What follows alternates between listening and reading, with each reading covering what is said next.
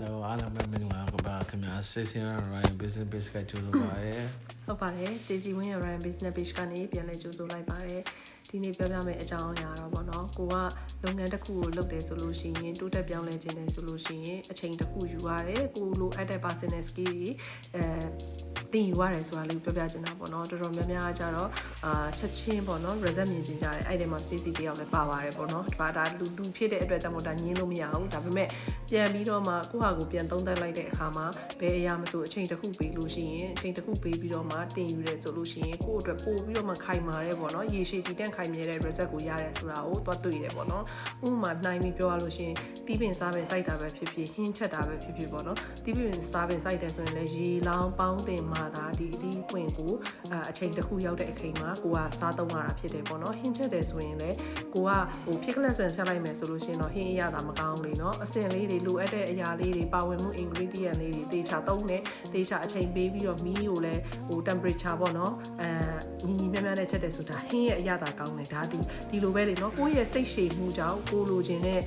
လှုပ်ဆောင်တဲ့အရာတွေဒီ result ကောင်းကောင်းရတယ်ပေါ့အဲ့လိုသဘောပဲကိုစီးပွားရေးတစ်ခုလုပ်တဲ့အခါမှာလဲပေါ့နော်ကိုယ့်ဘက်ကနေပြီးတော့တင်ယူရမယ့်အရာတွေကိုစိတ်ရှည်လက်ရှည်နဲ့ပေါ့နော်တင်ယူရမယ်တည်တည်ချာချာပေါ့နော်step တွေကိုမကြော်ဘဲနဲ့မှ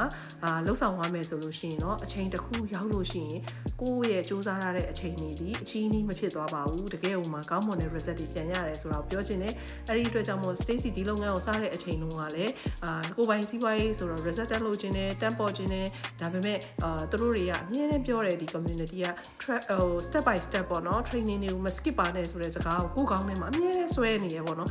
အဲ့ဒီဟာလေးအတိုင်းပဲမသွေးမသိမ်းပေါ့နော် live လုပ်ကြည့်တဲ့အခါမှာအချိန်တစ်ခုရောက်တဲ့အချိန်မှာ3လ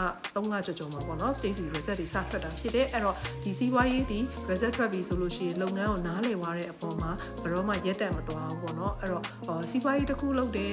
ဘာကြောင့် result မထွက်လဲဘာကြောင့်မို့ပေါ့နော်ငါကြောင့်မဖြစ်ရတာလဲဆိုတာမျိုးမဟုတ်ပါဘူးပေါ့နော်အဓိကကတော့ကိုယ့်ဘက်ကလိုအပ်ချက်တွေကိုတိထားရမယ့်အရာတွေကိုပေါ့နော်တည်တည်ချာချာလေ့လာသင်ယူရတယ်ဆိုလို့ရှိရင်တော့ကိုလိုချင်တဲ့ results က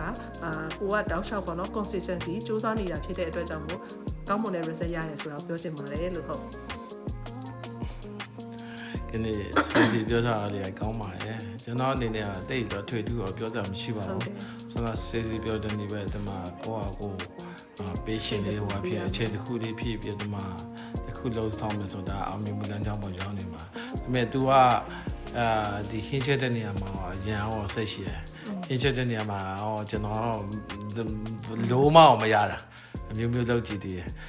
ဘာပြောနေကူဆောင်းဆစ် share လေးကောင်းပါကျွန်တော်နေရာဒီနေ့ဒီမှာသူ share လေးပုံမှာပဲဒီမှာကျွန်တော်လက်ခံပါရဲ့လို့ဒီမှာတကယ်လေးအဲ့လေးပြောပြချင်ပါရဲ့ဟုတ်ကဲ့ပါအဲ့တော့ဒီလုပ်ငန်းကိုစိတ်ဝင်စားတယ်ကိုယ်တိုင်ကလည်းတကယ်စူးစမ်းသင်ယူခြင်းနဲ့ကိုယ့်ရဲ့ life ကိုလည်းပေါ့နော် change ဖြစ်ခြင်းနဲ့ဆိုလို့ရှိရင်တော့ www.stacywinryan.com မှာနာမည် email ထည့်ပြီးတော့မှအခမဲ့ဗီဒီယိုကိုဝင်ရောက်လေ့လာကြည့်ပါစိတ်ဝင်စားလို့ဒီလုပ်ငန်းကိုလှုပ်ဆောင်ခြင်းနဲ့ကိုယ့်ဘက်ကလည်းပေါ့နော်သင်ယူမှုအပြည့်နဲ့ပေါ့နော်